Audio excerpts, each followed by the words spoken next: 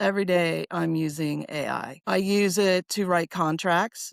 The contract that we signed when I purchased SP, AI wrote it, and then I had a lawyer review it. I use it for coding. I use it for just about anything. Anytime you're sitting there going, I wish I had someone to ask this that could tell me the answer, just ask AI. And I think if people don't embrace it, they're going to fall behind.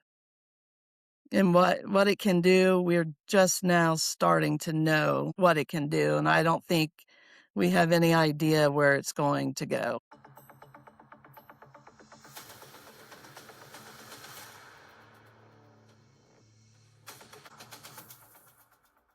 Hello, everyone. Welcome again. Today I am with Kelly. She's the CEO of SP Manufacturing, an aftermarket auto part company. She's based in Indiana, USA. And today she's going to explain us and tell us her story, her background, how she moved and made her way from the ground floor all the way to the top.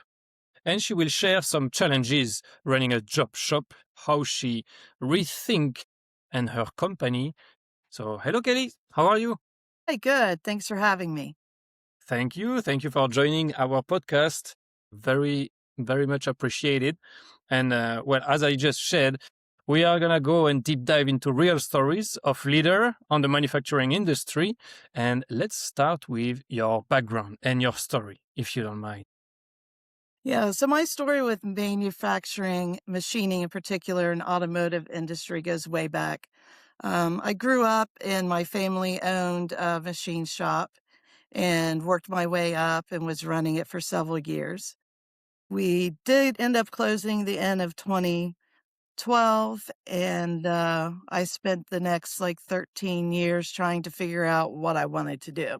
So after long heart soul searching, I knew that I wanted something of my own. I wanted to be able to build something and have something to pass down to my family. So I was like, what am I going to do? Well, machining was all I knew, the machining business. As they say, it was in my blood. So I had to return to that. So in August of 2022, I took the leap and I formed Platinum Precision LLC and worked to convert my parents' actual pole barn into a machine shop. And we got our first machine delivered on March of 2023. So from there, I was doing job shop work, and I quickly realized that there is very little money in job shop work. The machining industry I was in was actually high production automotive work. So we would make, millions of parts a year. The job shop work is low quantity. Sometimes they only want you to make 5 pieces. And then you have a lot of time and effort and money to set up, program, buy the tooling to run those 5 pieces. And of course, they don't want to pay much for them. So just to clarify, when you say job shop, we are talking about aftermarket, but also prototype component, right? It could be prototype. It could just be low volume parts that a manufacturer uses in assembly. But yeah, typically, 50 pieces would have been probably a long run. So I realized really quickly that this was not sustainable and I had to do something and I had to do it fast. But just so to recap, before you jump on that one, because this is the crucial point, how did you change? What did you change? It's more, you worked your way all the way up. And this is not a story we hear like every day. You started at the, let's say, an entry job kind of level, and now you are a CEO. You run the company. How much effort did that take you, and how long did it take you to climb that ladder? Well, since I worked for my family business, of course, they made me start at the bottom. And I started working when I was in 8th grade in quality control and ended up learning every aspect of the business: quality, purchasing, production, scheduling, dealing with customers, quoting jobs. So that took many, many years and hard work. And, of course, your dad's not as easy on you as he is the other employees. So I just had to do it. So it was even harder being the daughter of the boss, you're saying. Yes. Yes. And then working out those dynamics of interaction. So, and Okay. my brother worked there too. So there was 3 of us and we were all very strong-headed. And so it was challenging to say the least, but Okay. we learned a lot. Okay. And may I ask another question? How do you see the fact of being female in the industrial world, manufacturing world? Because it's not that often. Did you face some specific challenges? What maybe lessons learned or advice you would give to another women that would like to be successful like you are in the industrial world? Yeah, I never really made it an issue. And I Okay. know people kinda look at me, it's like, "What do you mean?" I was like, "I just go in, I be myself, I talk about what I know. If I don't know something, I admit it." And I've really not had any problems with that approach. I mean, even the guys on the shop floor, they knew I knew what I was talking about. So they respected me. And even with what I'm doing now, people don't really make it an issue. Okay. Interesting. Yeah, All right. Okay. So now we can go back to this crucial point. You said that your company was not doing as great as you thought it should because as a job shop, it was too small of a quantity, too much cost of changing just the production and changeover. So what did you do? I decided I needed to find a product line or a niche, some people call it. Okay. And I didn't really know where to start, but I happened to fall upon this company, SP Performance, that was for sale. I was on a Facebook group for machining and someone posted, "How do you sell me your machine shop?" And I started dialogue with the guy, and within about 6 weeks, I had everything purchased and went to Rhode Island, packed everything up, and moved it to Indiana. Wow, that was quick. Yeah, yeah, Okay. So this is an acquisition. So you are enlarging your portfolio at that moment. You are not shutting down the Platinum Precision, right? You are just enlarging the company. correct, Okay. correct. So we have basically stopped doing the job shop work just because we're focusing so much on SP, but it's good because there's no money in it. It was taking too much of our time. Platinum is still our parent company, and we do business as SP Performance. So it's kind of I guess, the sister company of Platinum. Okay. And so in the detail, what has changed? What do you mean by a product line for people listening? What's the main difference between the It's job shop? I I have something that I know what the forecast, or I can control a little bit more of what we're going to sell. So through marketing and involvement in community, the growth is more up to me than when I was relying on getting orders from another company. Especially with the e-commerce and everything, you have the selling platform right there. I'm not going into big companies trying to get them to give me work. I'm trying to convince the consumer that they want to buy my product. Okay. So could we say that it's more of a commodity type of selling? You have one product that you are marketing outside and you are trying to build as much quantity as you can. Would that be fair to say? Yeah, as many Okay. sales as we can. Okay. Yes, sorry, go ahead. That's all right. We sell through multiple channels. We sell through our website. We sell through dealers. We sell through eBay and through Amazon. Oh, wow. So you are pretty much everywhere. And so this transition is going from low quantity, like specific aftermarket or customized order, going to the e-commerce, high volume, high platform. What product do you sell for everyone to understand? Drilled and slotted brake rotors. Okay, So okay. we take rotors for, any vehicle, truck, car, and we drill and slot them. So what that does is it helps keep the rotors cooler. It reduces brake fade. It helps prevent you from hydroplaning. It reduces the braking distance. And a lot of people just like the look of them as well. Okay, okay, nice. So I actually wanted to ask you, what was the main difference in your system to acquire customer between this old way, the job shop, versus this one, the e-commerce? How were you used to acquire customer, and how are you doing it today? Used to, I would do research on the internet. I even used like Thomas.net and found companies that would buy machine parts. And I would email them or call them.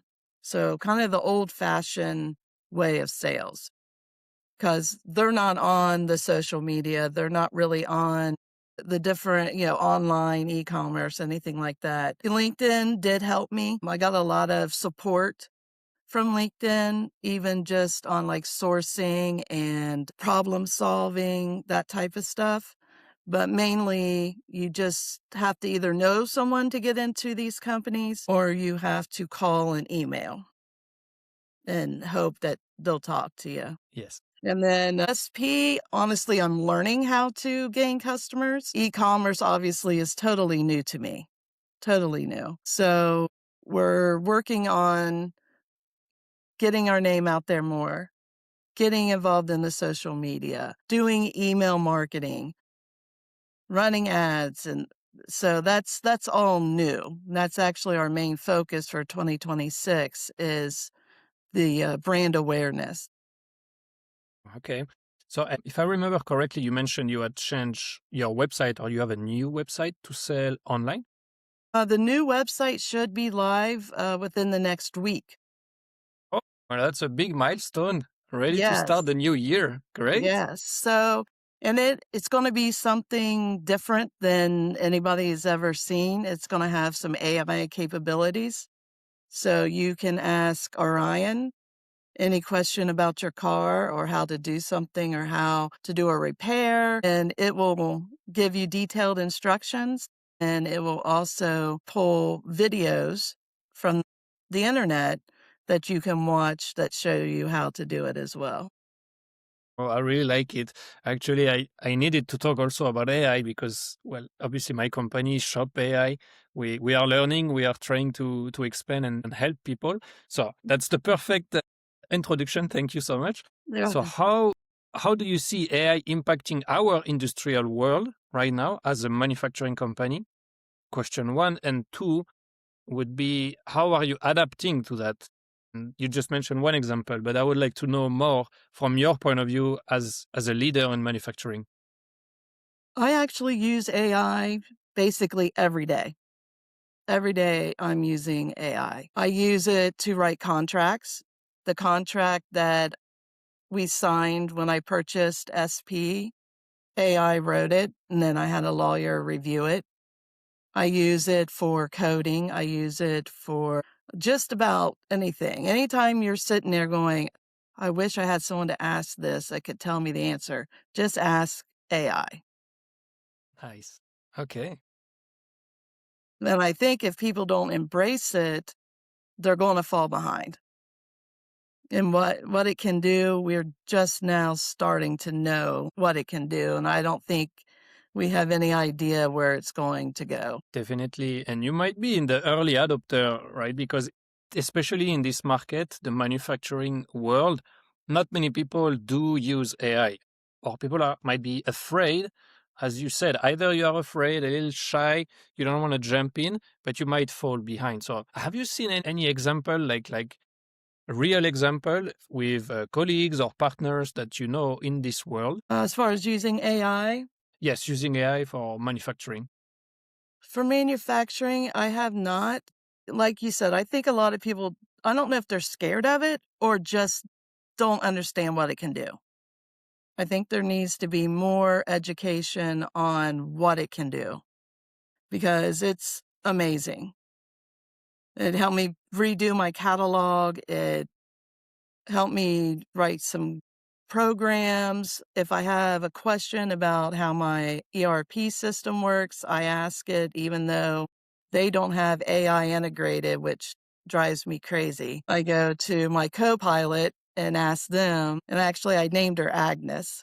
So I asked Agnes, how do I do this? And it goes out on the web and searches and gives me an answer.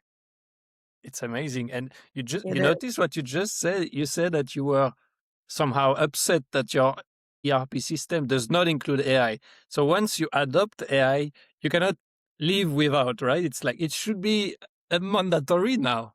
It should be I everywhere. know.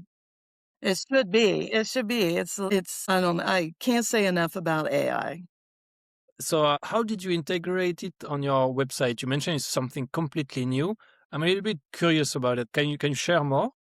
Yeah, so it's called Orion, and if you go to Orion and just ask it a question like any other AI program, it knows your vehicle because you've already selected it.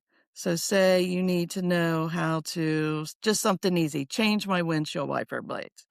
You can put that in there, need to change my windshield wiper blades. It'll give you step by step what to do. It'll give you recommended products. It will, if you're having trouble, give you videos.